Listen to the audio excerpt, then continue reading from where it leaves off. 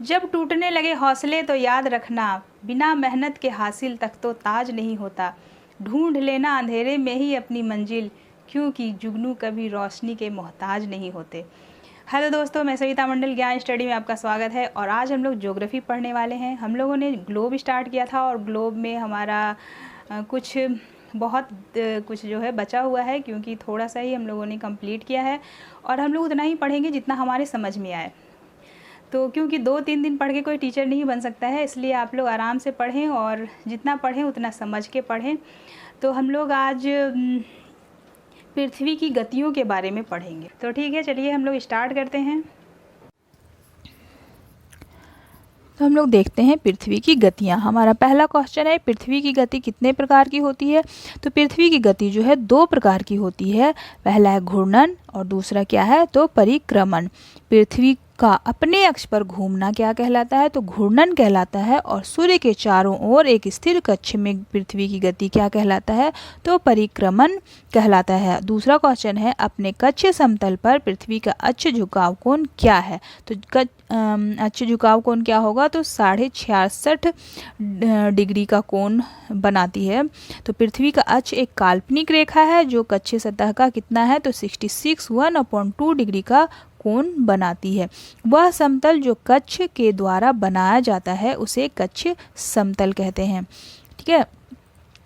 पृथ्वी का आकार जो है वो गोले के समान होता है, इसलिए एक समय में सिर्फ इसके आधे भाग पर ही सूर्य की रोशनी प्राप्त होती है। तो ये क्वेश्चन आ सकता है कि सूर्य के आधे भाग पर ही रोशनी क्यों प्राप्त होती है, आधे भाग को ही मतलब दिन क्यों होता है, दूसरा अंधेरा क्यों होता है, ऐसा क्वेश्चन बन सकता है। इसलिए तो ये है, पृथ्वी का आकार गोले के समान है, इसलिए एक समय में सिर्फ इसके आधे भाग पर ही सूर्य की रोशनी प्राप्त होती है। सूर्य की ओर वाले भाग जो होता है वहाँ दिन होता है, जबकि दूसरा भाग क्या होता है सूर्य से दूर होने की वजह से वहाँ रात होती है। पृथ्वी की घूर्णन की गति के कारण दिन एवं रात होते हैं। पृथ्वी की जो घूर्णन की गति होती है जिसकी वजह से वहाँ दिन एवं रात होते हैं। दूसरा क्वेश्चन है, प्रदीप्ति वृत्त किसे कहते हैं। तो जब ग्लोब पर वह वृत्त जो दिन तथा रात को विभाजित करता है उसे ही जो है हम लोग प्रदीप्ति वृत्त कहते हैं। यह वृत्त अक्ष के साथ नहीं मिलता, यह वृत्त जो होता है वो अक्ष के साथ नहीं मिलता है। पृथ्वी एक वर्ष यानी कि 365 दिन 6 घंटे में सूर्य का एक चक्कर लगाती है। 4 वर्षों में प्रत्येक वर्ष के बचे हुए 6 घंटे मिलकर एक दिन यानी कि 24 घंटे के बराबर हो जाते हैं। इसके अतिरिक्त दिन को फरवरी के महीने में जोड़ा जाता है। वो जो अतिरिक्त दिन बनता है 4 वर्षों में 6-6 घंटा करके, तो उस अतिरिक्त दिन को किस में जोड़ते हैं तो फरवरी के महीने में जोड़ा जाता है। और इस प्रकार प्रत्येक चौथे वर्ष फरवरी माह 28 के बदले कितने दिन का होता है तो 29 दिन का होता है। ऐसा वर्ष जिसमें 366 दिन होते हैं उसे क्या कहते हैं तो उसे लीप वर्ष कहा जाता है। नेक्स्ट क्वेश्चन है हमारा, ऋतुओं में परिवर्तन क्यों होता है। तो पृथ्वी पूरे कक्ष में एक ही दिशा में झुकी हुई है। सामान्यतः एक वर्ष को गर्मी, सर्दी, बसंत एवं शरद ऋतुओं में बांटा जाता है। ऋतुओं में परिवर्तन सूर्य के चारों ओर पृथ्वी की स्थिति में परिवर्तन के कारण होता है। पृथ्वी की परिक्रमा गति तथा पृथ्वी के अक्ष के निश्चित दिशा में झुके होने के कारण ऋतु परिवर्तन होता है। मतलब कि पृथ्वी जो है वो एक ही दिशा में झुकी हुई है, और जिसके वजह से और जो वो पृथ्वी जो है सूर्य की जो परिक्रमा करती है, जिस वजह से वहाँ पे ऋतुओं का परिवर्तन होता है। और कौन कौन सी ऋतु एक वर्ष में होता है तो गर्मी, सर्दी, बसंत एवं शरद ऋतु 4 ऋतुएं होती हैं, और ये चारों ऋतु एक वर्ष में होता है। और क्यों होता है तो पृथ्वी सूर्य का परिक्रमा करती है और वो एक दिशा में झुकी हुई है, जिसकी वजह से ऋतु परिवर्तन होता है। सबसे लंबा दिन तथा सबसे लंबी रात कब होती है, इस अवस्था को क्या कहते हैं। तो 21 जून को उत्तरी गोलार्ध में सूर्य की तरफ झुका रहता है। मतलब 21 जून को जो है उत्तरी गोलार्ध किधर झुका होता है तो सूर्य की तरफ झुका रहता है, तथा सूर्य की किरणें जो है कर्क रेखा पर सीधी पड़ती है, जिसके परिणाम स्वरूप इन क्षेत्रों में ऊष्मा क्या होती है अधिक होती है। 21 जून को उत्तरी गोलार्ध में सबसे लंबा दिन तथा सबसे लंबी रात होती है। तो कब सबसे लंबा दिन और सबसे लंबी रात होती है? तो 21 जून को होती है। पृथ्वी की इस अवस्था को क्या कहते हैं? तो उत्तर अयनांत कहते हैं। नेक्स्ट क्वेश्चन है हमारा, लंबे दिन तथा छोटी रातें वाली ग्रीष्म ऋतु कब होती है? इस अवस्था को क्या कहते हैं? तो 22 दिसंबर को दक्षिणी ध्रुव के सूर्य की ओर झुके होने के कारण मकर रेखा पर सूर्य की किरणें सीधी पड़ती है। चूंकि सूर्य की किरणें मकर रेखा पर लंबवत पड़ती है, इसलिए दक्षिणी गोलार्ध में बहुत बड़े भाग में प्रकाश प्राप्त होता है। इसलिए दक्षिणी गोलार्ध में लंबे दिन तथा छोटी रातों वाली ग्रीष्म ऋतु होती है। इसके ठीक विपरीत स्थिति उत्तरी गोलार्ध में होती है। पृथ्वी की इस अवस्था को दक्षिणी अयनांत कहा जाता है।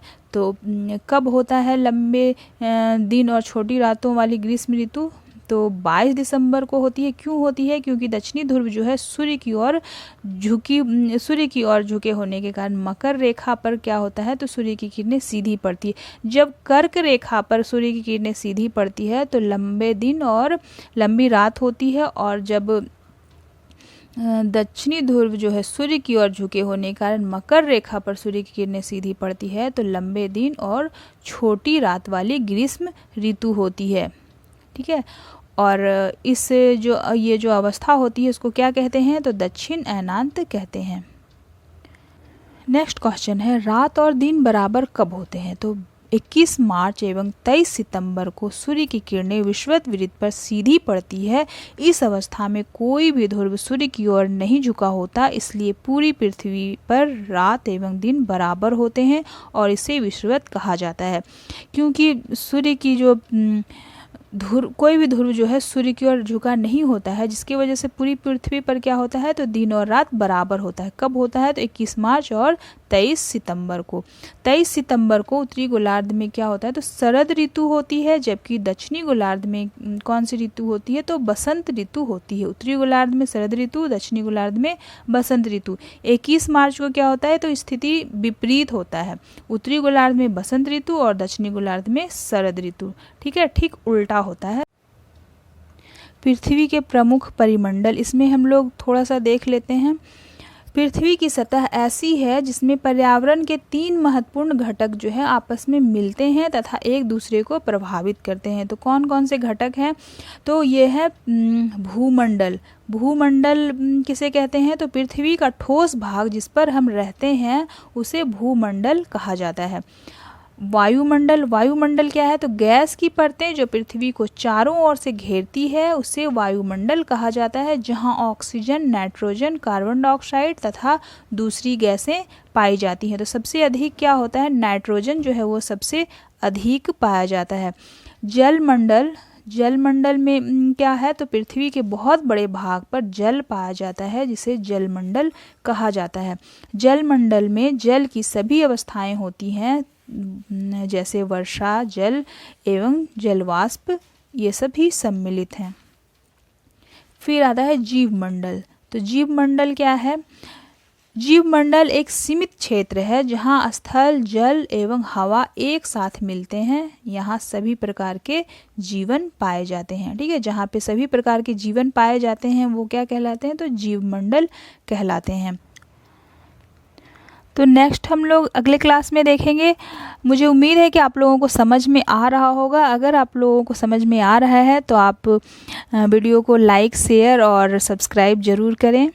तो दोस्तों, आज का क्लास हमारा यहाँ पे समाप्त होता है और नेक्स्ट क्लास में आगे हम लोग पढ़ेंगे। All the best, thank you.